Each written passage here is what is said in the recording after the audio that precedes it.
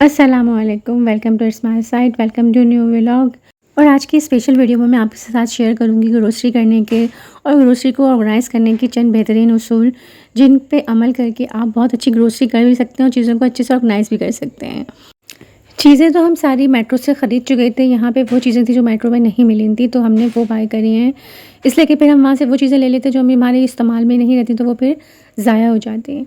तो सबसे पहले ग्रोसरी करने का सबसे पहला उसूल यही है कि आप अपने सामान में, अपनी ग्रोसरी में चेक करें कि क्या चीज़ आपके पास बच गई है और क्या चीज़ आपने लेनी है, और उसको देख के आप एक लिस्ट बनाएँ और उससे हिसाब से आपने अपनी ग्रोसरी बाय करनी है। अक्सर कोई चीज़ ऐसी होती है, ज़्यादा ले ली जाती है या बच जाती है, हम चेक नहीं करते और दोबारा आ जाती है, तो फिर उसमें कीड़े लग जाते हैं, वो ख़राब हो जाती है। तो आजकल के दौर में पैसा कमाना बहुत ज़्यादा मुश्किल होता है, हमें बजट में रह के काम करना चाहिए, बजट में रह के चीज़ों को ऑर्गेनाइज़ करना चाहिए। तो ये ज़िंदगी के जो बेहतरीन उसूल यही होता है कि जो आपका बजट है, जितना आप कमाते हैं, आप उस हिसाब से अपनी ज़िंदगी गुजारें, उस हिसाब से चीज़ें मैनेज करें। इसलिए कि अय्याशी तो हर बंदा करता है, थोड़ी बहुत अय्याशी तो करनी पड़ती है, लेकिन ज़ाया ना हो। और एक बड़े स्टोर से ग्रोसरी करना, समझ लें, ये भी एक किस्म की अय्याशी ही होती है। वरना पहले भी सौदा आता था, एक जो महल्ले की सुपर स्टोर से, वहीं से सौदा आ जाया करता था और वही चीज़ें घर के इस्तेमाल में रहती थी। लेकिन ये एक बहुत बड़ी अय्याशी है कि इतने बड़े स्टोर में जाते हैं, जहाँ आपके पास इतनी नित नई चीज़ें देखने के लिए होती हैं, जहाँ को आप देख कर ही ज़ाहिर बात है, देख कर कुछ ना कुछ लेना पड़ जाता है, जो कि एक्स्ट्रा ऑर्डिनरी होता है।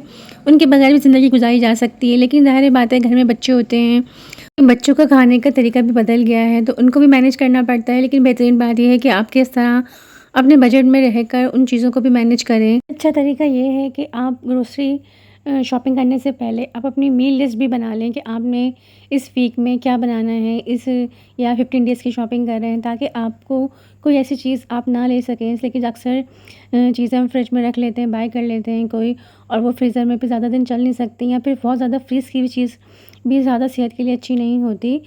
It is very worth to saving.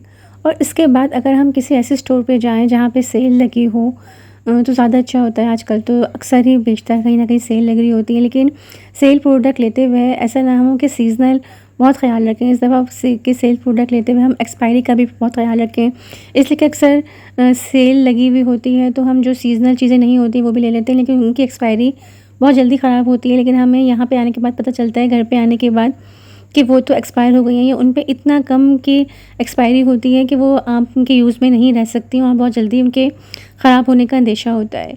तो सबसे पहले अगर आप कोई ऐसी मार्केट देखें जिसमें सेल लगी हुई हो, लेकिन सेल में लेते हुए ज़रूर चेक करें कि वो आपके इस्तेमाल में आने तक उसकी एक्सपायरी रहेगी या नहीं। सीज़नल फ्रूट जो होता है, या जो वेजिटेबल वगैरह होती है, वो बहुत बल्क में ना उठाएं, इसलिए कि वो जो आपके घर के लोगों की तादाद है, जो आपके घर की क्वांटिटी है, उनके हिसाब से ही मैनेज करें। और जो प्री पैक फूड होते हैं, उनके लिए भी यही चीज़ है कि उन पे ज़रूर एक्सपायरी देखें। अक्सर उनकी एक्सपायरी बहुत कम होती है, और वो फिर चीज़ घर में आने के बाद भी हम उनको यूज़ नहीं कर पाते, तो वो ख़राब हो जाती हैं। आजकल बड़े स्टोर्स पे डिस्काउंट कूपन भी बहुत ज़्यादा अप्लाई होते हैं। उन डिस्काउंट कूपन को हम अप्लाई कर सकते हैं, परचेज़ कर सकते हैं, तो उससे आप एक अच्छी ग्रोसरी भी कर सकते हैं। इसके अलावा आप प्रमोशंस भी बहुत ज़्यादा स्टोर्स पे लगी होती हैं, लेकिन सेल्स और प्रमोशन को ध्यान पे रखते हुए चीज़ की क्वांटिटी या क्वालिटी पे बिल्कुल भी कॉम्प्रोमाइज़ ना करें। इसलिए कि अक्सर वही बात है कि सेल में चीज़ देखते हुए चीज़ सही नहीं होती है, तो वो सेल में लगा दी जाती है, तो इस बात का ख्याल रखना बहुत ज़्यादा ज़रूरी है। तो बजट शॉपिंग ऑन बजट या ग्रोसरी ऑन बजट में करने के लिए सारी चीज़ें बहुत ज़्यादा इम्पॉर्टेंट होती हैं। और जब हम ग्रोसरी कर लेते हैं, तो फिर उनके बाद हमें मसला होता है कि उनको मैनेज कैसे करें, उनको ऑर्गेनाइज़ कैसे करें। तो उसके लिए सबसे पहले हम अपने दिन की शुरुआत अगर सबसे पहले बहुत सुबह करेंगे, तो बहुत अच्छा होता है। अक्सर हम दिन की शुरुआत 12 बजे 1 बजे करते हैं, तो दिन हमारा समझ नहीं आता, ख़त्म ही हो जाता है। लेकिन अगर हम सुबह दिन का आगाज़ करेंगे, तो हमें अपने काम के लिए बहुत बड़ा दिन मिल जाता है, तो हमारी चीज़ें अच्छे से सेट हो जाएंगी। चीज़ को जैसे ही लेके आएँ, बहुत अच्छे से ऑर्गेनाइज़ कर दें, मैनेज कर दें।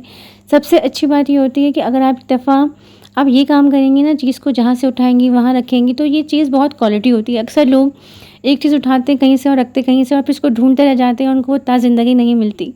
तो चीज़ों को मैनेज करने के लिए हर चीज़ों को ग्रोसरी लेकर आते हैं। ग्रोसरी को सबसे पहले आप उसको सेट करें, जो भी एक्स्ट्रा चीज़ होती है इनकी एक जगह बनाएं, वहाँ रखें, ताकि जो चीज़ आप लेकर आएँ एट ए टाइम आपको वो चीज़ मिल जाए।